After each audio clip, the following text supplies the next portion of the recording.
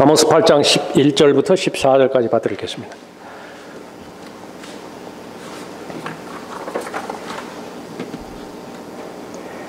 주 하나님이 말하노니 보라 그 날들이 오리라.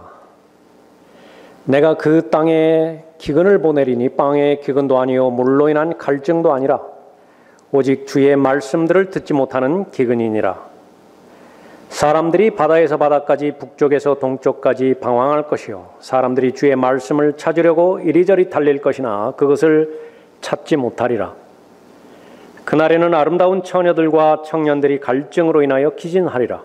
사마리아의 죄로 맹세하고 말하기를 오 다니여 내 신이 살아있도다 하며 브엘세바의 방식은 살아있도다 하는 자들, 그들은 쓰러져서 결코 다시 일어나지 못하리라. 기도하겠습니다. 거룩하시고 전능하신 아버지 하나님, 오늘도 하나님께서 최상의 경배드릴 수 있는 여건으로 하나님의 자녀들을 인도하여 주셔서 영과 진리로 하나님 앞에 경배드릴 수 있도록 은혜 베풀어 주시니 감사를 드립니다.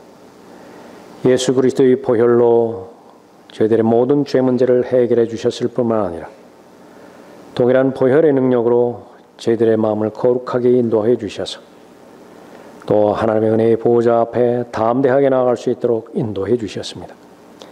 준비한 모든 것들로 신실하게 최선을 다하여 또 하나님을 높여드린 이 무리들에게 하나님의 살아계신 말씀을 들려주실 때에 깨달음을 주시고 지혜와 명철을 허락하여 주셔서 한 말씀도 땅에 떨어지지 아니하도록 마음 한 중심에 잘 뿌리내고 하나님께서 원하시는 의의 결실의 열매 맺을 수 있도록 역사해 주시길 원합니다.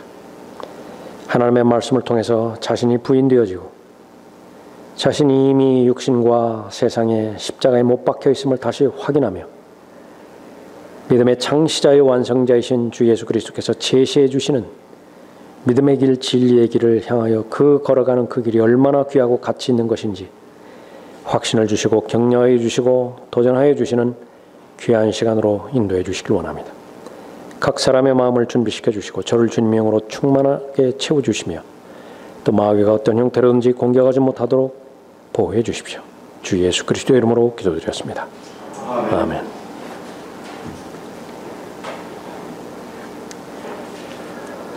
자, 오늘 설교의 제목은 가장 무서운 심판입니다.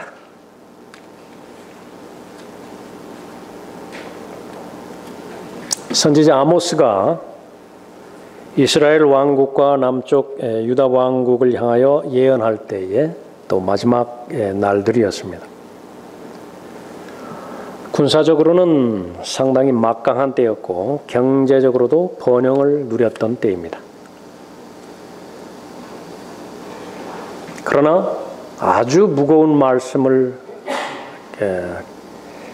경고하고 있죠. 그것은 바로 정죄와 심판의 내용인데 다른 때에 주어지는 심판의 내용과는 다르게 가장 무서운 심판입니다. 인생이라고 하는 것은 먹고 마시는 것으로 정의 되어지기 때문에 성경에 먹고 마시는 것에 대해서 인생을 정의한 구절들이 많이 있죠. 하나님의 나라는 먹고 마시는 것이 아니라 또 먹을 것과 입을 것, 그것이 채워지면 하나님께서 복을 주시는 것으로 알고 있고 그것이 부족하면 가장 우선순위로 하나님 앞에 기도하곤 했지요. 그것은 정상적인 것입니다. 인생이란 그런 것이기 때문에 그렇죠. 그러나 오늘 본문 말씀은 전혀 그것이 아닙니다. 그것은 바로 하나님의 무서운 심판은 바로 하나님의 말씀이 없다라고 하는 사실을 말씀하는 것이지요. 가뭄과 기근입니다. 먹을 것이 없어서도 아니고 마실 물이 없어서도 아니라 하나님의 말씀이 없는 기근, 하나님께서 내리실 수 있는 심판 중에서 가장 무서운 심판이라 말씀하십니다. 이 심판을 받았을 때 이스라엘은 어떠한 상황이었고 이 말씀을 어떻게 받아들였으며 이것이 성경에 기록된 목적은 당연하게 그리스도인들에게 교훈으로 기록된 것이고 앞으로 잘 대비하라라고 하는 것인데 각 개개인도 내게 닥치는 하나님의 심판 중에서, 징계 중에서 가장 무서운 것은 먹을 것의 부족함이 아니라, 돈의 부족함이 아니라, 생활의 불안정이 아니라, 그것은 바로 말씀에 대한 열정, 말씀에 대한 필요, 그것이 사라지는 것이라고 하는 사실을 잘 깨닫고, 다른 부분도 허용되어서는 안 되는 일이지만은 절대로 허용되어서는 안 되는 부분들이 이 말씀으로 인한 기근이 내게 닥치도록 허용되어서는 안 되겠다라고 하는 좋은 결심을 하는, 또 그런 대비를 하는 귀한 시간이 되어지길 바랍니다. 가장 무서운 심판, 그것은 주의 말씀들을 듣지 못하는 기근입니다.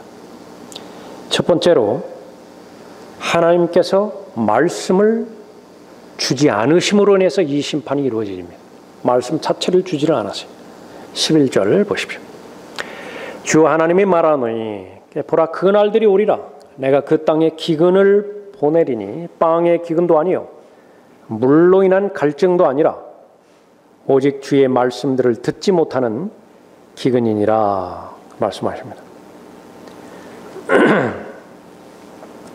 먹을 것이 없다고 한다면 인생은 끝나기 때문에 하나님의 말씀인 성경을 통해서 볼 때에도 아무리 믿음의 큰 영웅이라 하더라도요, 가뭄을 이기지는 못합니다.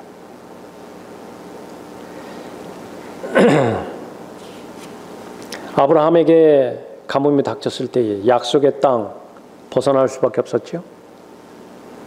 이삭 역시 마찬가지였죠.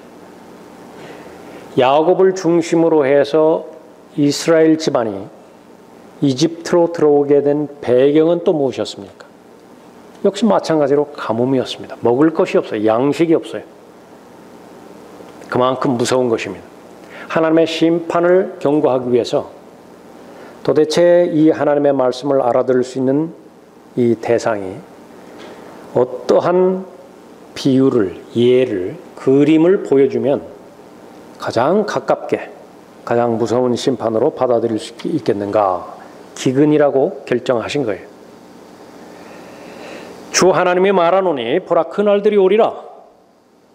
이것은 반드시 와요. 피할 수 없습니다.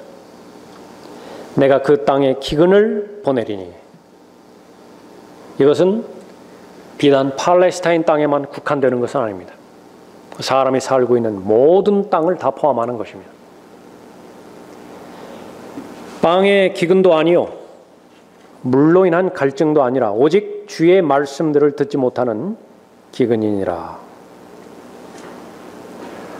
역사적인 가뭄으로 유명했던 때가 몇 군데 살펴보면 1846년에 아일랜드의 감자 농사가 황폐되면서 가뭄이 연속이 되어지는데, 그때 죽은 수가 정확하게 수를 헤아릴 수 없었던 시대겠죠. 100만 명에서 200만 명이라고 합니다. 1932년에 구소련에서 600만에서 1000만 명의 사람이 아사했어요. 가뭄이 전 백성을 휩쓸고 지나가 버렸습니다. 1943년에 인도 벵갈에서 400만 명이 굶어 죽었습니다. 1959년에 중국에서 4,300만 명이 굶어 죽었어요. 지금도 양극화가, 식량의 양극화가 심각해서 남아도는 데는 처리를 하지 못해서 바다에다 밀어넣지요. 밀 남는 거예요. 그 공짜로 줘도 될 텐데 이 경제 구조라는 것이 허용을 하지 않아요. 그냥 밀어넣는 것입니다. 반면에 식량이 없어서 머리만 커진 상태에서 아이들도 굶주려 죽어가는, 대표적으로 아프리카 난민 같은 그런 경우도 우리가 볼 수 있는 것이죠. 요한계시록에 의하면 마지막 날들 어떻게 규정짓는 것이냐? 기근과 가뭄입니다. 아주 고통스러워요. 그러니까 이중으로 고통을 받는 것이죠. 실제 양식도 없어서 고통을 받고, 하나님의 말씀에 대한 기근으로 인해서 영적으로 고갈된 상태에 빠지는 것입니다. 물 부족 국가 계속 늘어나고 있죠. 지구상에 물이 얼마만큼 많이 있는 것인가 그러면 수치상으로는 14억 입방미터라고 합니다. 킬로미터라고 합니다. 지구 전체를 2.7km 두께로 다 덮을 수 있는 그런 양이에요. 그 양이 얼마나 많겠습니까? 그럼에도 불구하고 지구상에는 물 부족 국가들이 점점 더 늘어가는데 대한민국도 곧 닥친다고 합니다. 아직 상상이 안 가죠? 그런 면에 있어서 대한민국은 좋은 나라임에 틀림이 없습니다. 아무리 늦은 시간도 자유로이 돌아다닐 수 있고요. 그만큼 치안이 잘 되어 있습니다. 미국만 해도 돌아다니지 못하잖아요. 그런 면에서 미국보다 좋은 나라예요. 물, 돈은 내지만은 그렇게 비싼 돈 아닌 것 같죠? 마음대로 쓸 수 있어요. 좋은 나라입니다. 아프리카 같은 거의 대부분의 나라, 온종일 깨끗한 물을 찾아서 헤매는데 평균 최소한 5시간이 소요됩니다. 그나마 어렵게 구했다 하더라도 깨끗하지 않은 물이죠. 매년 어린이 경우에 1,800만 명이 더러운 물로 전염되는 설사병 때문에 사망하고 있어요. 아이러니죠. 가장 물을 구하기 힘들 때가 홍수 때라고 하죠. 마실 물이 없어요. 생수가 없어요. 성경에서도 이러한 기근의 상태가 많이 있는 것입니다. 주의 말씀들을 듣지 못하는 기근. 사람들은 음식과 물이 없어도 이렇게 고생하는 것인데 있다 하더라도 그들에게 말씀하시는 주의 말씀을 듣고 즐거워하는 가장 최상의 복된 시간, 그것을 누릴 수 있다고 한다면 더 이상의 복된 시간이 없는 것이, 그것을 아는 사람은 성경에 말씀하신 대로 그야말로 복된 사람들입니다. 말씀의 기근으로 인해서 고생하는 라오디게아를 볼 수가 있죠. 하나님께서 말씀 자체를 주지를 않으시는 것입니다. 누가복음에 나오는 어리석은 부자의 경우요. 없는 것이 없잖아요. 고민은 어떻게 하면 창고를 더 많이 늘릴 것인가. 거기에 시간이 모자라요. 사업을 구상하고 기획하고 실행하고 그것을 다시 평가해서 피드백시켜서 다시 재투자하고 시간이 모자랄 판입니다. 그런 가운데 한밤중에 소리가 하나 들리죠. 너 어리석은 자야. 왜 그렇습니까? 다른 것들은 다 있는데 하나님의 말씀이 없어요. 사람들의 관점에서 보면 출세하고 성공했다라고 그렇게 평가받을지 모르지만 하나님께서 보실 때에는 어디에서 보시는 것입니까? 위에서 보시는 것이죠. 땅의 관점이 아니라 하늘의 관점에서 볼 때는 가장 불쌍해요. 가장 비참해요. 바보 같아요. 오늘 밤 내 혼을 내게서 앗아가리니. 그때서야 알아요. 내 혼은 내 것인 줄 알아요. 내 인생은 내 마음먹은 대로 할 수 있을 것 같아요. 그러나 그때 창조주 하나님의 음성이 들려오죠.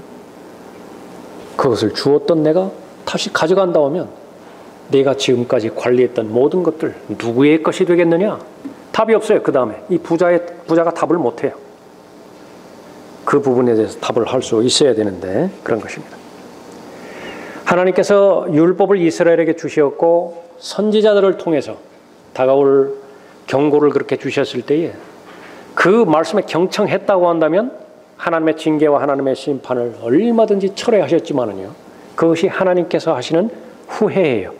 하나님도 repent 하십니다. 계획을 철회하세요. 모세의 중보 기도를 하나님께서 들으시고 계획을 철회하실 수 있는 분이세요. 그런데 끝까지 파라오처럼 자신의 목을 굳게 하고 듣지 않는다고 한다면요, 하나님께서는 나는 더 이상 너희들에게 말하지 않을 것이다. 결정을 해버리는 것입니다. 하나님께서 여러 가지 경고와 사인을 보내주셨음에도 불구하고 듣지 않기로 이미 그 마음이 굳어져 버렸다고 한다면 하나님께서 보내시는 것은 침묵밖에 없어요. 아무리 많이 기도를 한다 하더라도, 아무리 많이 제사장을 통해서 하나님의 말씀을 들려준다 하더라도 그것은 더 이상 하나님의 말씀이 아닌 것입니다. 왜냐하면 마음에 이미 작정을 해버렸어요. 죄를 사랑하기로, 죄와 더불어 살아가기로, 또 죄를 버리지 않기로.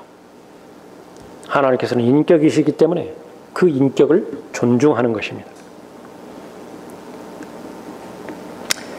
하나님을 알만한 것이 그들 속에 나타나 있기 때문이니 하나님께서 그것을 그들에게 보이셨습니다. 세상의 창조 때부터 그분에 속한 보이지 않는 것들이 분명히 보여졌고, 심지어 그분의 영원한 능력과 신격까지도 만들어진 것들에 의해 알려졌으므로 그들이 변명하지 못하느니라.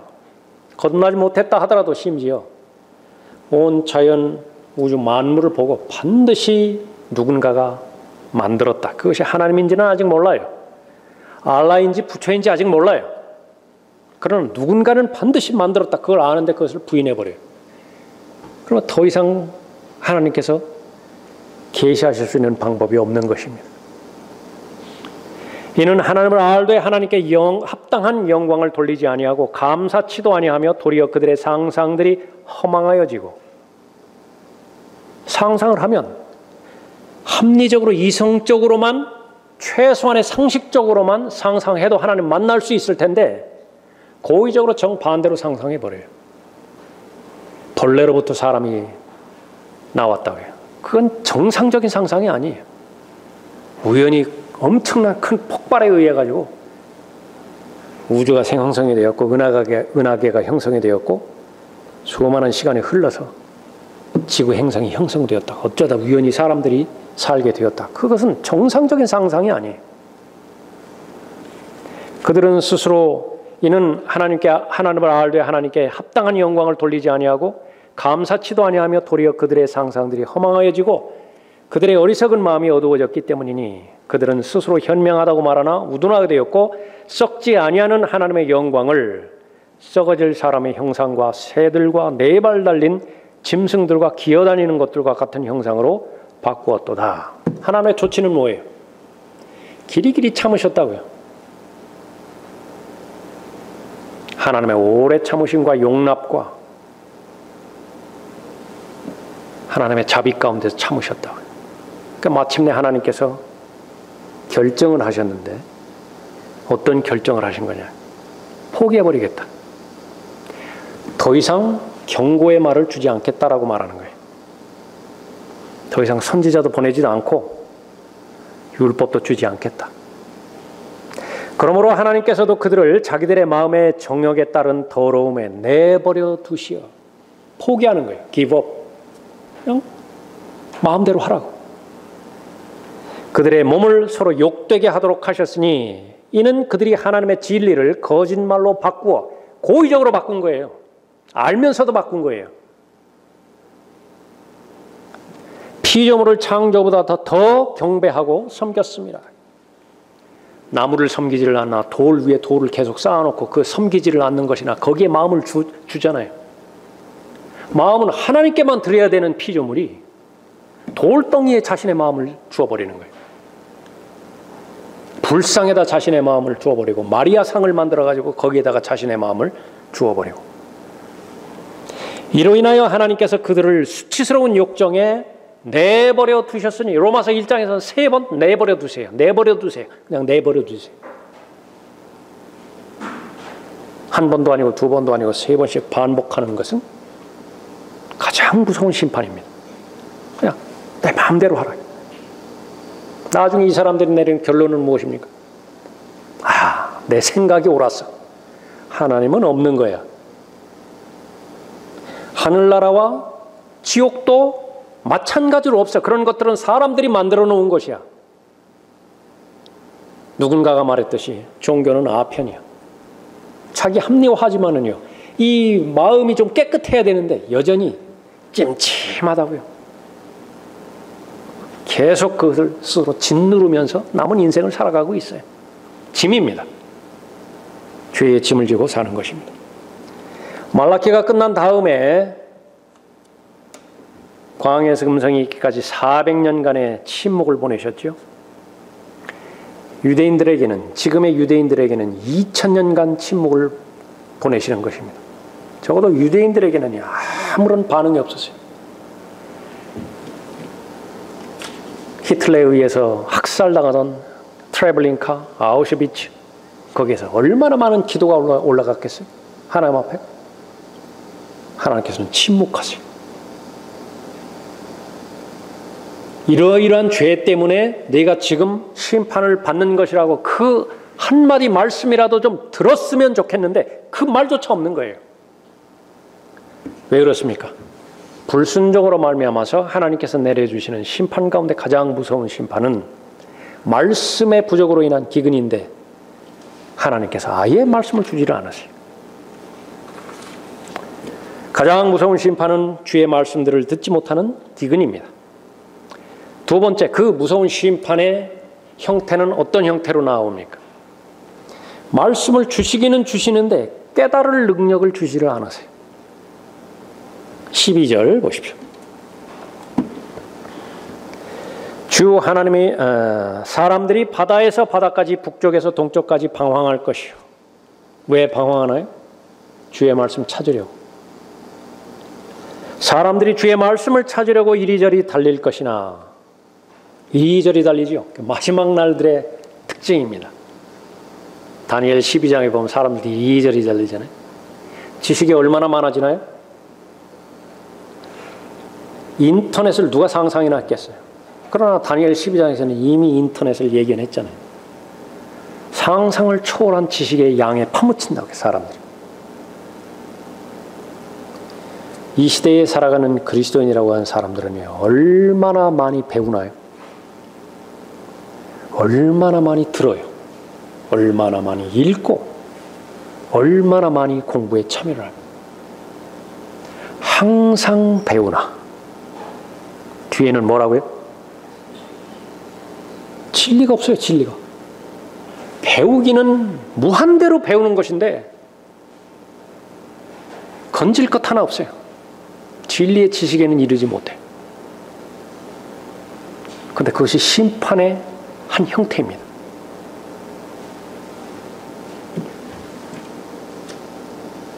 사람들이 주의 말씀을 찾으려고 이리저리 달릴 것이나 그것을 찾지 못하리라. 그날에는 아름다운 처녀들과 청년들이 갈증으로 인하여 기진하리라 말씀하십니다.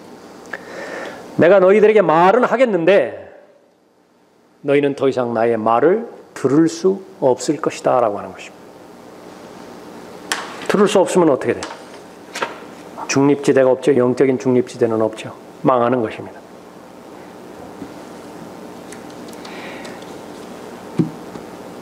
지난 24일에 인천국제공항에서 남부지방경찰청 국제범죄 수사대에서 목사 하나를 체포를 했는데 여자 목사예요. 59세 된 목사입니다. 특수상해, 특수감금, 사기, 아동복지법 위반 등 11가지 혐의예요. 사건의 시작은 4년 전에 시작됐다고 하는데 설교할 때에 낙원에 대해서 이 남태평양의 대표적인 휴양지 피지 그곳으로 이주할 것을 부추겼다고 합니다. 성경에 있는 모든 것들을 다 가지고 온 거예요. 악한 세상이라고 성경은 언급하고 있죠. 이용했습니다. 지금 시대는 악한 자들의 심판대이다. 심판의 날에는 반드시 대기근과 환란이 찾아온다. 성경에 있어요. 마태복음 24장에 예수님께서도 말씀하셨죠. 요한계시록 18장에서도 대환란 때 예언했죠. IS 이슬람 국가에 의해 핍박받는 기독교 난민들을 구제하고 대기근에 대비하기 위해 우선 식량을 준비해야 한다. 그래서 지목한 곳이 피지였습니다. 한반도에서 8,100km나 떨어졌다고 하는데 환상의 섬으로 알려졌다고 그래요. 공기 좋고 물 좋고 토양 좋고. 계속 그 사람이 말하는 것입니다. 앞으로 대기근이 찾아올 것인데 이에 대비하기 위해 피지로 가야 한다. 피지는 물과 공기가 깨끗하고 토양이 오염되지 않은 데다 겨울이 없는 따뜻한 나라다. 2모작, 3모작까지 가능하다. 앞으로 다가올 대기근을 준비하기에 최적의 땅이다. 그래서 하나님의 아들들이 죄 짓고 살아가지 않기 위해서는 죄를 지을 수 없는 환경에서 살아야 되는데 피지로 이주해야 된다. 있는 돈 없는 돈 다 걷어들인 거예요. 헌금이라고 하는 이름으로 400여 명의 신도들이 이주했다고요. 참 이런 거 보면은요, 이렇게 무능함을 느껴요. 제가 무능하다고요. 제가 열과 성을 다해서 선포하고 전파하는데도 구원받은 사람 한 사람 나오기가 힘드는데 거리 설교 그럴 때에 이 사람들은요, 그러니까 4년 전에 시작했다고 그러거든요. 그러니까 400명이나 되는 사람들이 다 동의해가지고 자기 말을 따르잖아요. 참 대단한 능력입니다. 예. 대한민국으로 돌아오지 못하도록 여권을 빼앗았고요. 또 훈련이라고 하는 목적으로 가족끼리 싸움을 부추겼다고 합니다. 가족 간에 불화가 있다고 성경에 언급하고 있죠. 자녀들로 하여금 부모들을 구타하게까지 만들었다고 그렇게 합니다. 성경에 따르면 나의 모든 원수의 뺨을 치시며 악인의 이를 꺾으셨다는 내용이 있다면서 타작, 때리는 행위, 이것은 성경에도 나오는 행위이고 영혼을 정결케 하기 위해 벌이는 영적 전쟁이라면서 폭행 교사 혐의를 했다고요. 근데 이 사실을 이제 부인했다고 하는 거예요.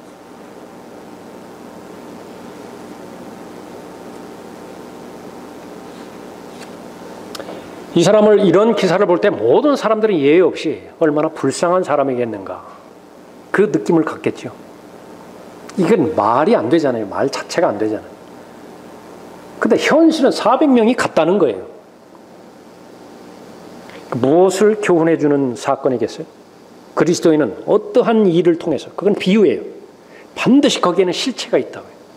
오전에도 성경 공부한 것처럼 후천년주의 신학, 무천년주의 신학에 희생된 모든 사람들이에요. 그 설교는 성경적 설교가 아니에요. 예수 그리스도께서 오신다라고 하는 사실을 부인하는 교회 다니는 사람은 없어요. 반드시 오세요. 문제는 1000년 기간 전에 오실 것이냐 1000년 기간 후에 오실 것이냐라고 하는 것인데, 무엇을 믿느냐에 따라서 하늘과 땅 차이입니다. 천국과 지옥 차이예요. 그리스도의 삶의 형태가 완전히 극과 극이에요. 같은 것을 믿는 것이 아니에요. 똑같은 예수 그리스도를 믿는 것이 아니에요. 거의 대부분의 사람들이 소각하면서 이런 기사를 보면 불쌍해한다. 본인의 처지를 알아야죠. 하나님의 말씀이 선포되었음에도 불구하고 깨달을 능력이 없어요. 그래서 알 수 있는 능력이 없습니다.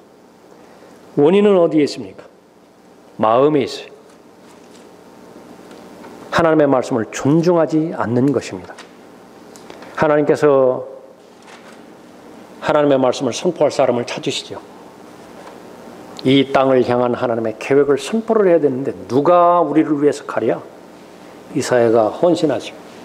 제가 가겠습니다. 가서 전하라고요. 전하는 메시지가 무엇입니까? 이사야 6장에서 그가 말씀하시기를 가서 이 백성에게 말하기를 참으로 너희가 드러나 깨닫지 못할 것이요 참으로 너희가 보나 알지 못하리라 하라. 가장 무서운 메시지예요. 듣기는 듣는데 그것이 너의 마음을 움직일 수는 없어. 듣기는 듣는데 그것이 너의 발걸음을 움직이게 하지는 못해. 거의 대부분의 사람들이 항상 배운다고요. 얼마나 많이 자주 들어요. 그런데 마음의 변화는 없어요. 첫 걸음을 내딛지는 못해요. 왜 그렇습니까? 고린도후서 4장 4절에 보니까요. 또 6절에 보니까 예수 그리스도는 그 복음의 광채를 최선을 다해서 비추시는 분인데 하나님의 원수인 마귀 이 세상의 신은요 최선을 다해서 그 복음의 광채가 마음에 비추지 못하도록 가로막아 버리는 거예요. 마음 밖까지는 와요. 그것을 방해하지는 않습니다. 그러나 마음 안으로 꿰뚫고 들어오는 것, 그것만큼은 무슨 수를 쓰서라도 막아내야 돼요. 그것이 사탄의 능력이고 사탄의 계략과 책략이에요. 속으로 들어오지 못한 빛은요, 빛의 역할을 전혀 하지 못해요. 여전히 어두움 가운데 있어요. 눈뜬 소경입니다. 듣기는 들어도 무슨 말인지 몰라요. 이 백성의 마음으로 살찌게 하고 그들의 귀로 둔해지게 하며 그들의 눈으로 감기게 하라. 그리하여 그들이 눈으로 보지도 못하게 하고 귀로 듣지도 못하며 마음으로 깨닫지도 못하고 회심하지도 못하고 치유받지도 못하게 하라 하셨더라. 그때 내가 말씀드리기를 주여 언제까지니까? 답답하잖아요. 선지자도. 그런 일이 있어서는 안 되는 것인데 일어날 일이고. 그러니까 한번 물어봤다고.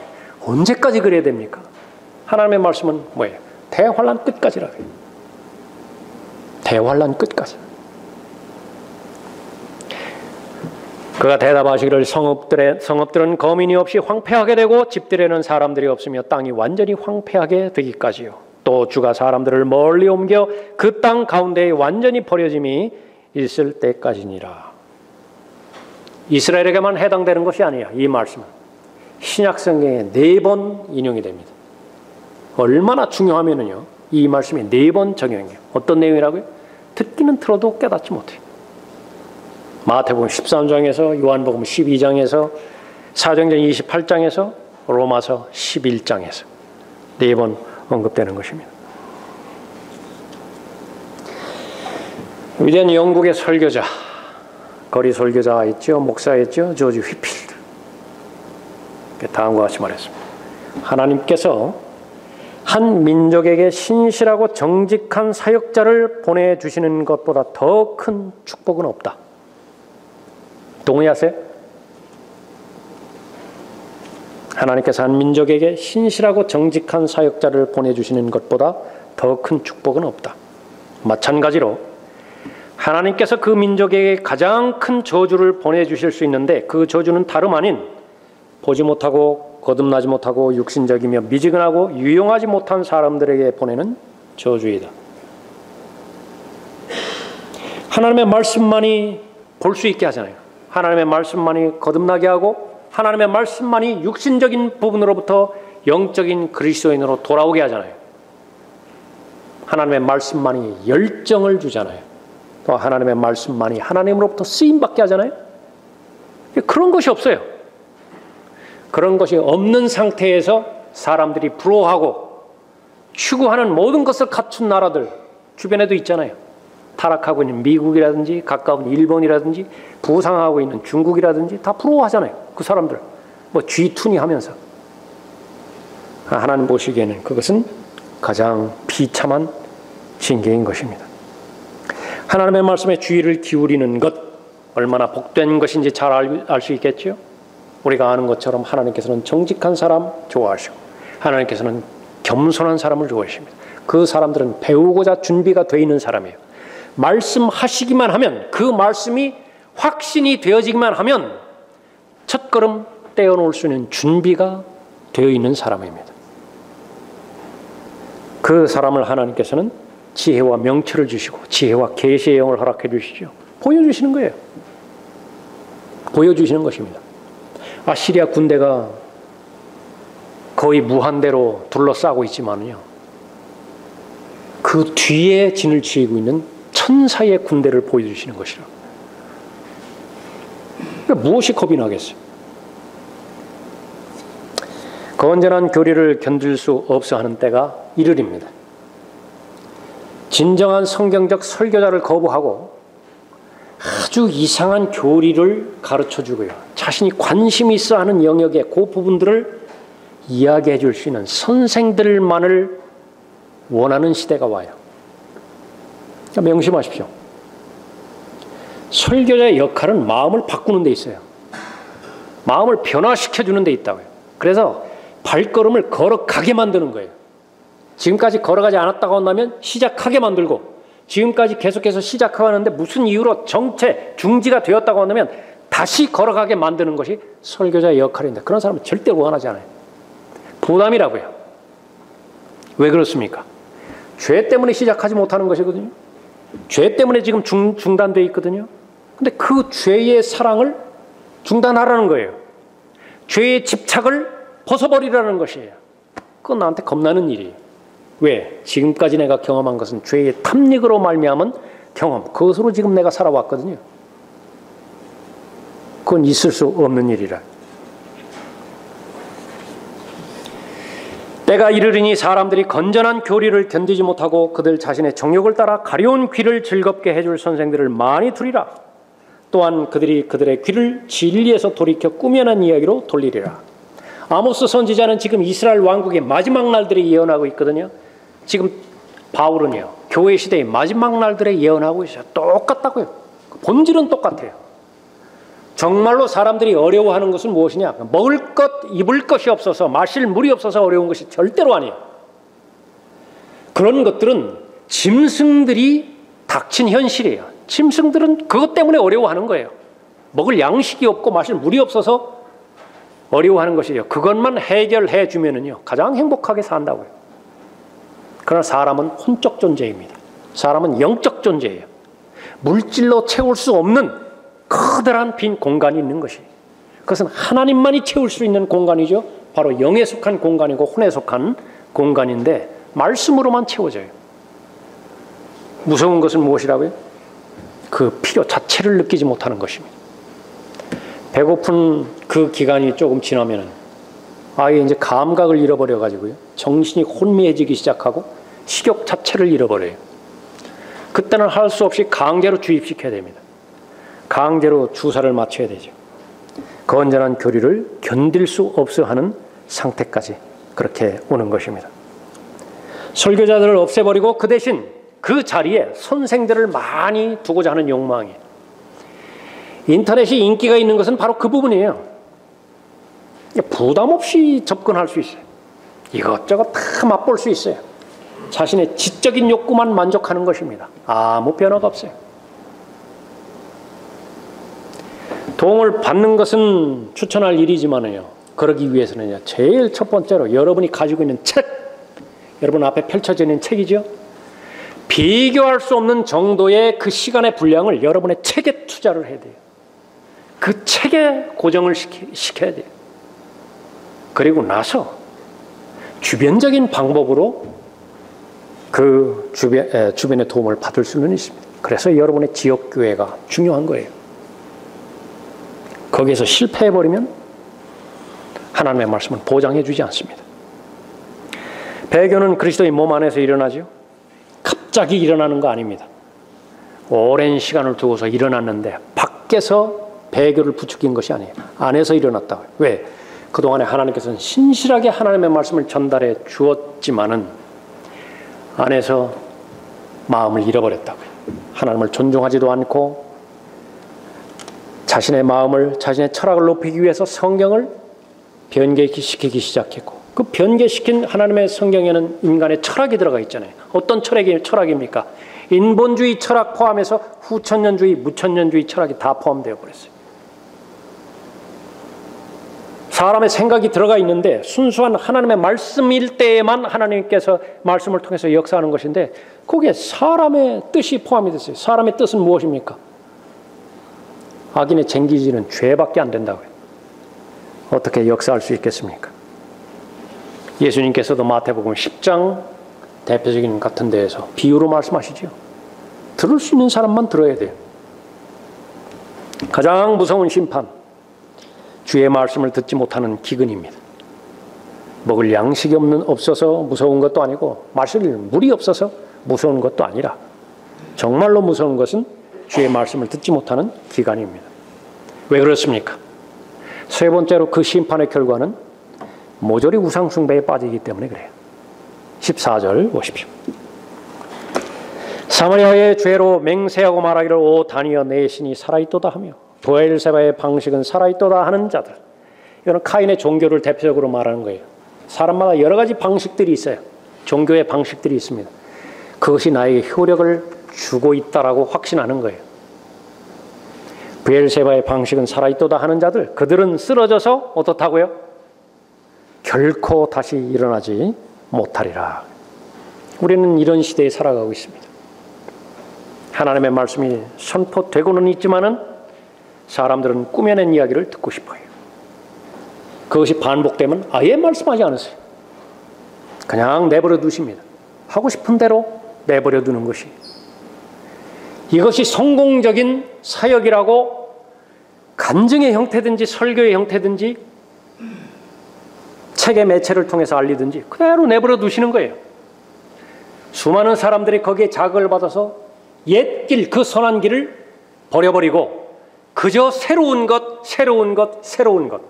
감성만을 자극하고 기분만을 좋게 만들고 전혀 영적으로 부담 갖는 것을 배제시키는 것. 그것을 추구한다면 그대로 내버려 두시는 거예요. 그렇게 하라고. 무서운 때지요.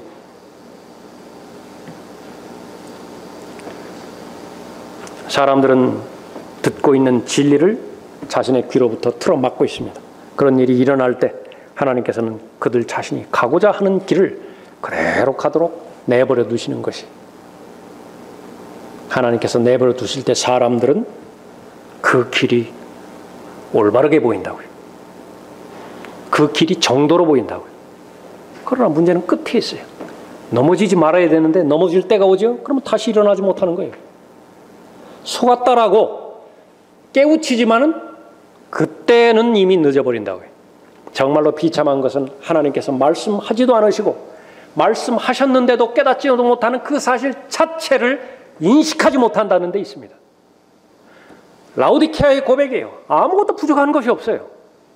기도하는데 뭐 기도할 것이 좀 있어야죠.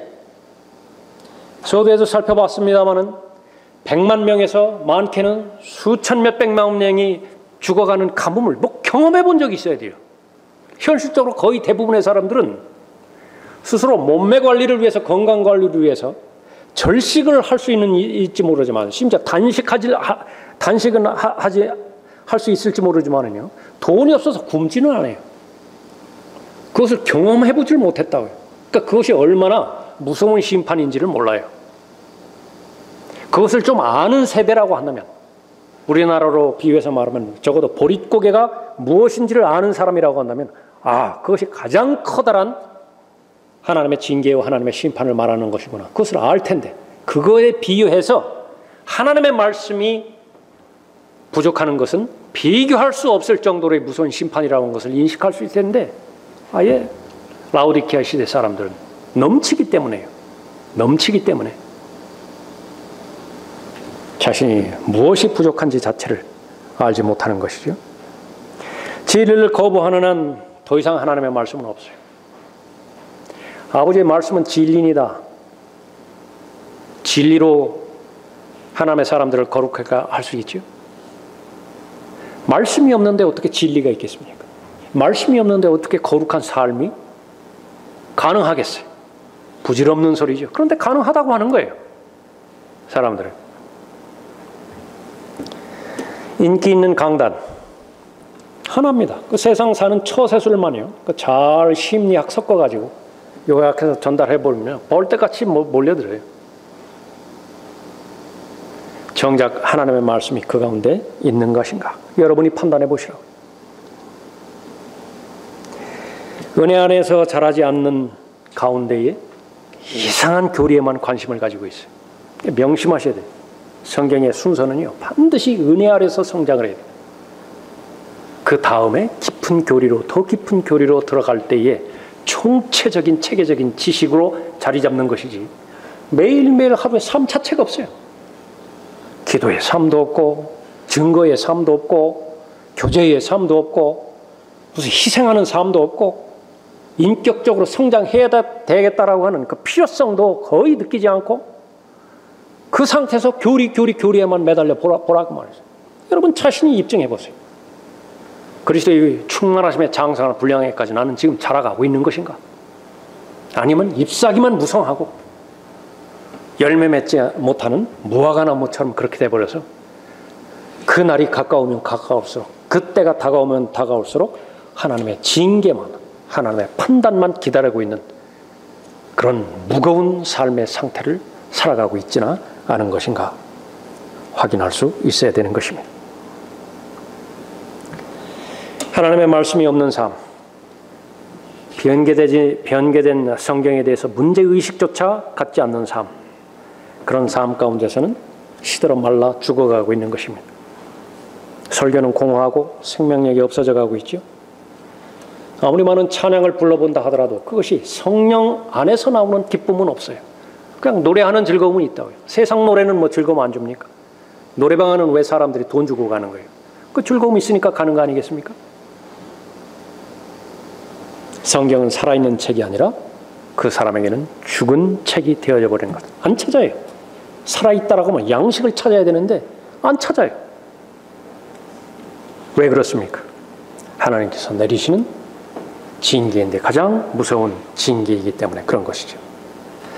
그 땅에 기근이 올 때 사람들은 방향 없이 소망 없이 화평이나 기쁨 없이 내버려 두는 것입니다. 방치되어지는 것이에요. 정신 차리고 깨달았으면 돌이킬 수 있어요. 이때에도 하나님께서는. 그러나 결론을 우리는 가지고 있습니다. 마지막 기회를 잃어버린 것입니다. 완전히 자포자기하는 절망의 운명을 스스로 맞아들이고 있는 것이죠. 자, 우리에게 적용해 보십시오. 두 가지로 적용하면 여러분이 하나님의 말씀을 대했을 때에 거듭난 하나님의 자녀로서 하나님의 말씀을 통해서 주의 인자하심을 계속해서 맛보아 알아가고 있다고 한다면요, 여러분 확신하셔야 돼요.